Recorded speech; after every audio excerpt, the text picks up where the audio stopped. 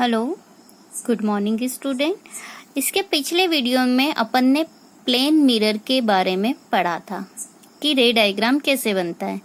Now the topic is concave mirror rules. अब concave mirror के कुछ रूल्स हैं, मतलब अवतल दर्पण के कुछ नियम है रे डायग्राम बनाने के लिए, वो भी हमेशा लाइन से है 1 by 1। तो टोटल रूल्स कितने हैं? 4 रूल्स है कॉन्केव मिरर के। Now the first rule is रे of light which is parallel to the principal axis after reflection passes through the focus। ये कॉन्केव मिरर बनाया, ठीक है। ये इसका एम और ये एम डैश क्या है? शेडेड पार्ट है। Now the principal axis, this point is pole, focus and the centre of curvature. Clear?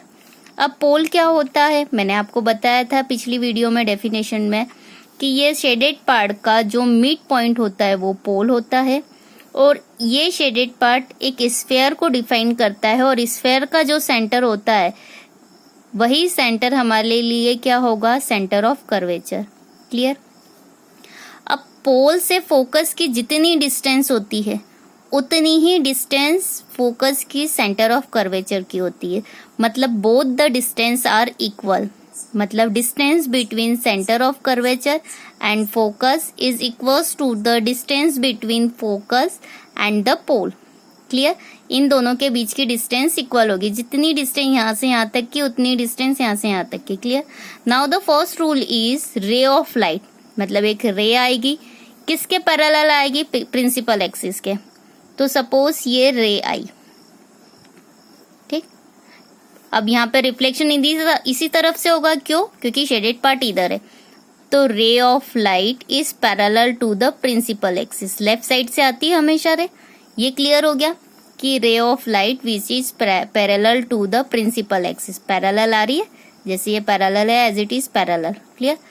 After reflection, अब रिफ्लेक्शन होगा तो डेफिनेटली रे या तो इधर जाएगी या इधर जाएगी, किधर जाएगी? तो उन्होंने बोला है कि after reflection passes through the focus, मतलब रिफ्लेक्शन के बाद हमेशा लाइन किधर से जाएगी?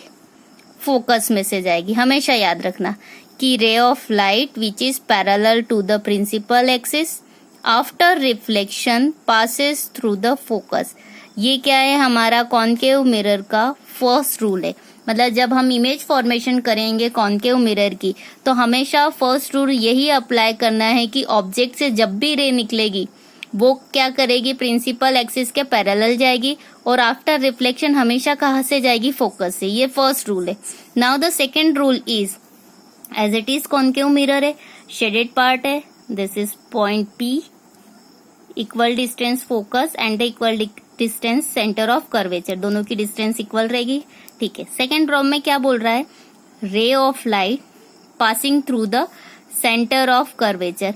अब यहाँ पे पैरेलल, पहले पैरेलल निकाली, सेकेंड रे हमेशा कहाँ से जाएगी? रे of light passing through the centre of curvature is reflected back along the same path. मतलब जब भी कोई रे, सपोज यहाँ कोई ऑब्जेक्ट है, यहाँ से अगर जब भी रे आएगी तो कैसी आएगी? यहाँ से जो भी रे आएगी कहाँ से जाएगी? सेंटर ऑफ कर्वेचर से। ठीक है, मतलब सेकेंड रे हमेशा कहाँ से जाएगी? सेंटर ऑफ कर्वेचर से। ये गई, ये गई, यहाँ गई। अब रिफ्लेक्शन होगा तो रिफ्लेक्शन कैसे होगा? उन्होंने क्लियर बोला is reflected back along the same path, जिस पाथ से वो आई है उसी पाथ से वापस क्या हो जाएगी? Return. Now the second rule of concave mirror. Clear? Rule क्या है कि ये रे कहाँ से पास होगी? कि ray of light passing through the centre of curvature and is reflected back along the same path, वापस उसी पाथ से रिटर्न हो जाएगी। ये सेकेंड रूल है। मतलब जब भी रे डायग्राम बनाएंगे सबसे पहले रूल 1 अप्लाई करेंगे, रूल सेकेंड। इनकेस अगर इन दोनों में से कोई रूल एक अप्लाई नहीं होता है तो now the rule number 3। Rule number 3 क्या है हमारे पास? रूल 3 रे ऑफ लाइट, मतलब ये एज इट इज हमने डायग्राम बनाया concave mirror, pole, focus and the centre of curvature. अब ray of light passing through the focus, अब हमें कहाँ से पास कराना है? सेकेंड में हमने सेंटर ऑफ कर्वेचर से कराया था और उसी से रिफ्लेक्ट करा था, उसी पाथ से। यहाँ अब हमें किससे पास कराना है, फोकस से, और after reflection becomes parallel to the principal axis. ये फर्स्ट रूल का अपोजिट है। फर्स्ट रूल था कि पैरेलल रे आएगी और फोकस से रिफ्लेक्ट होगी। अब यहाँ पे है फोकस से रिफ्लेक्ट होगी और पैरेलल चली जाएगी, अपोजिट है।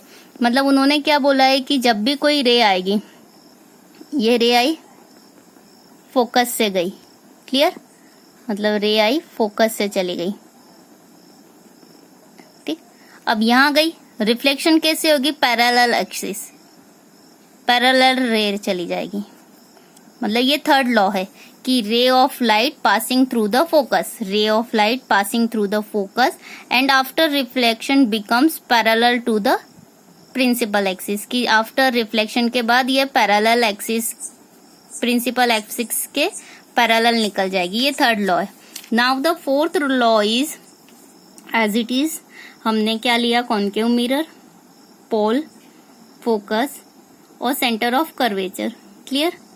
फोर्थ लॉ क्या है, ray of light which is incident at the पोल।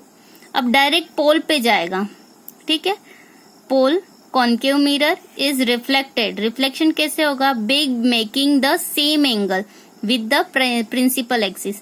मतलब अगर कोई लाइन डायरेक्ट रे कहाँ पे जा रही है, पोल पे, मतलब यहाँ से अगर डायरेक्ट पोल पे रिफ्लेक्ट, यहाँ पे इंसिडेंट हुई तो क्या होगी, आफ्टर रिफ्लेक्शन जितने एंगल से यहाँ होगी, मतलब इसके बीच में जितना एंगल बन रहा है उतने ही एंगल से ये क्या हो जाएगी, रिफ्लेक्ट हो जाएगी आफ्टर रिफ्लेक्शन। मतलब दोनों का एंगल कैसा होगा, सेम होगा।